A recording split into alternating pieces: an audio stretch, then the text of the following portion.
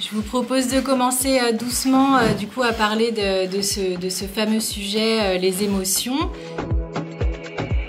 Donc voilà, en fait, l'idée de créer, c'est de créer à partir de soi finalement, c'est de venir se mettre en contact de ces émotions. Et donc les émotions qu'on peut rencontrer, ça va être la joie, la colère, la peur, la honte, la tristesse. Ça va être les grosses émotions. Et puis ensuite, de ces émotions-là, se déclinent plein d'autres sortes d'émotions. Voilà, souvent on nous apprend à gérer nos émotions, à les mettre dans un petit coin au fond de notre tête. Et ici, ce qu'on va venir chercher à faire, c'est vraiment de venir les sentir à l'intérieur du corps pour pouvoir les mettre en création. Et finalement, les émotions, c'est ce qui, dans la création, va donner de l'intensité. Une création dans laquelle il n'y a aucune émotion, on peut dire que c'est une coquille vide. Et en fait, ça ne va pas vous toucher. Donc ça peut être très joli. On peut aller dans des musées, par exemple, voir des créations qu'on va trouver très belles, mais qu'on ne va pas trouver touchantes. Et ben en fait, le fait de mettre une émotion dans une création, c'est ce qui va venir toucher. Quand quelqu'un chante et que sa voix est imprégnée d'émotion, c'est ce moment-là où on va venir vous tirer une petite larme à l'œil. C'est cette émotion-là qui fait que vraiment vous avez quelque chose dans la création qui est fort, qui est intense et qui vient vous chercher, même si la création à la base, vous la trouvez pas objectivement belle. Pourtant, elle vient quand même vous titiller, vous faire quelque chose. Les émotions, elles élargissent notre imaginaire. Forcément, plusieurs personnes qui vont dessiner la même chose, elles vont pas le faire de la même manière. Et ce qui va venir toucher, différer dans la création, c'est aussi l'émotion que vont vivre ces deux personnes, par exemple, différentes, qui vont dessiner à la base sur un même thème, sur un même modèle. Je ne sais pas si vous avez suivi un petit peu le challenge 11 jours, 11 dessins et 20 minutes que j'ai sur les réseaux avec Jade, où en fait l'idée c'est vraiment en 20 minutes d'avoir un même modèle et on dessine en même temps ce même modèle. Et à la fin, on voit, en partant de la même chose, quelles sont les deux créations qui en ressortent. Et on se rend compte qu'à chaque fois, on part pas du tout dans la même direction. On voit qu'il y a quand même un fond commun, mais en effet, on n'utilise pas les mêmes médiums. Jade parfois prend de la peinture, moi pas. Parfois je mets des couleurs, parfois Jade n'en met pas. Donc et puis le dessin, même de manière générale, il a vraiment rien à voir. On est sur deux choses très différentes.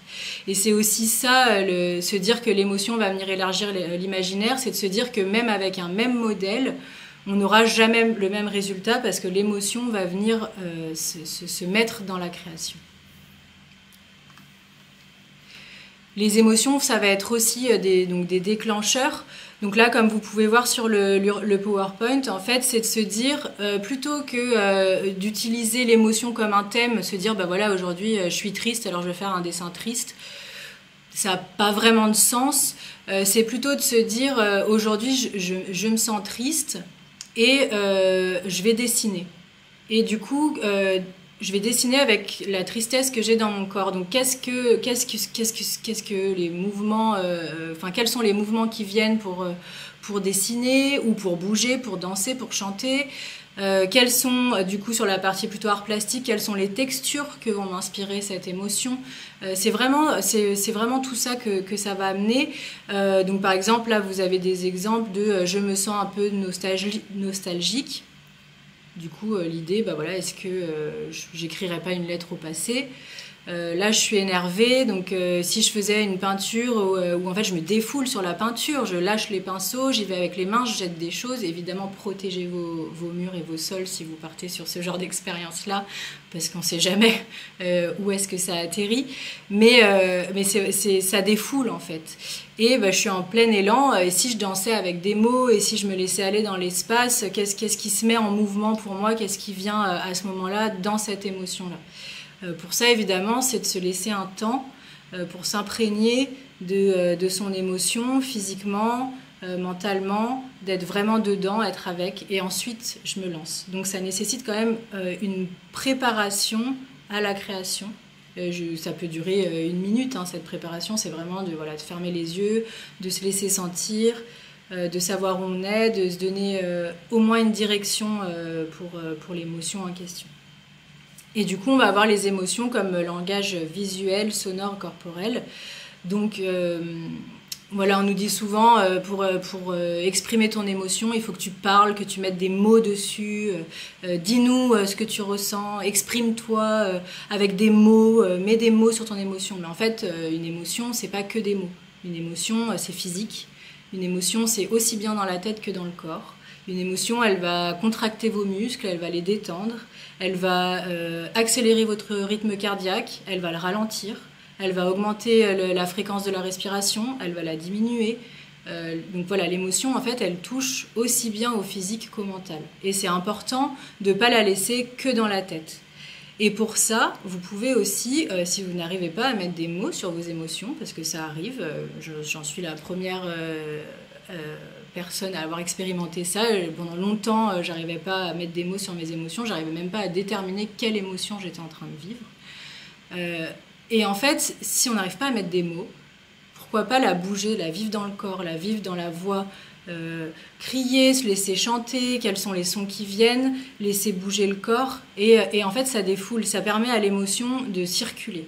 Elle circule et elle n'a pas besoin de circuler dans la tête pour se libérer. Elle peut déjà circuler dans le corps et vous verrez que ça fait un bien fou. Ça vous donne un petit peu de prémices pour les exercices qui vont arriver sur la suite. D'ailleurs, on y est déjà assez vite. Donc je vous propose de passer à la partie pratique. Et pour ça, le premier exercice, comme sur les dernières webconférences, on va prendre feuille et crayon. Donc la carte postale à mon émotion. Vous allez du coup choisir une émotion qui est présente en ce moment pour vous. Ça peut être aujourd'hui, ça peut être sur les derniers jours. Pour ça, on va prendre un instant où on va tous fermer les yeux et vraiment se laisser sentir pour choisir l'émotion qui est là pour nous et celle qui nous parle tout de suite. Ensuite, on va imaginer que cette émotion est une personne à qui on a envie d'écrire une carte postale. Donc voilà, je pense qu'on a tous déjà écrit une carte postale. Habituellement, vous achetez la carte postale et ensuite vous écrivez le mot. Là, ça va être un petit peu particulier parce que du coup, on va dessiner la carte postale qu'on voudrait envoyer sur la partie image. Donc, on représente visuellement l'émotion. Ça peut être un dessin concret, ça peut être abstrait, ça peut être des couleurs. Le collage, bon, ça c'est des idées si vous voulez reproduire cet exercice chez vous sur un plus long timing, mais bon là au niveau timing ça va être un peu court, vous pourriez même faire de la peinture, etc. Là on va se limiter à 10 minutes, donc se laisser quand même peu de temps. Et ensuite sur la partie texte, vous allez écrire quelques lignes à votre émotion. Donc vous allez lui écrire une carte postale tout simplement. Vous pouvez vous adresser à elle comme si c'était une personne, hein, c'est un peu l'objectif, de lui parler, de lui poser des questions, de lui dire comment vous êtes, comme quand vous êtes en vacances, voilà, je suis là, je fais ça, je me sens comme ci, je suis comme ça. Voilà, c'est vraiment lui partager, en fait vous lui écrivez réellement une carte postale, comme si c'était une personne. Donc là on va faire l'émotion en mouvement muet. Donc on va repartir dans la même pratique sur la première minute de choisir une émotion qui est présente pour vous en ce moment. Ça peut être la même ou les mêmes que celle que vous avez utilisée dans l'exercice précédent. Et puis ça peut être aussi, quand vous fermez les yeux, une autre émotion qui vient, parce que finalement, comme vous avez déjà fait un premier exercice sur une première émotion, peut-être que ça a permis à cette émotion de faire son cycle. Et du coup, une autre émotion se présente à vous. Donc on va, une fois qu'on aura choisi cette émotion, ce que je vous propose, c'est de vous mettre debout. Je ne sais pas quel est l'espace que vous avez, mais voilà, prenez conscience aussi de l'espace que vous avez. Si vous avez beaucoup d'espace, vous pouvez vous permettre de bouger beaucoup. Si vous avez un peu moins d'espace, essayez quand même voilà, de rester dans l'espace que vous avez et de pas faire des gestes qui seraient disproportionnés à votre espace. Je vous propose donc de fermer les yeux Ou alors vous pouvez garder les yeux ouverts, mais d'être vraiment dans votre corps. C'est plus difficile les yeux ouverts, en toute honnêteté. Et de laisser bouger votre corps comme si c'était cette émotion qui vous guidait. Et pendant ces 10 minutes, donc voilà, on va faire du mouvement libre pendant 5 à 6 minutes. Et à la suite de ça, on va se réasseoir et écrire 2 ou 3 phrases qui viennent avec comment tu te sens, qu'est-ce que tu as compris, senti dans le corps, est-ce que l'émotion elle a changé, où est-ce que l'émotion vous l'avez senti dans le corps. Enfin voilà, c'est toutes ces questions-là auxquelles vous pouvez répondre ou autres si vous savez ça. Une émotion, on la vit. Une émotion, c'est ce qui est là, c'est ce qui est là pour nous à un instant T. Elle est là pour nous, elle n'est pas là pour la personne d'à côté à ce moment-là. C'est vraiment nous-mêmes.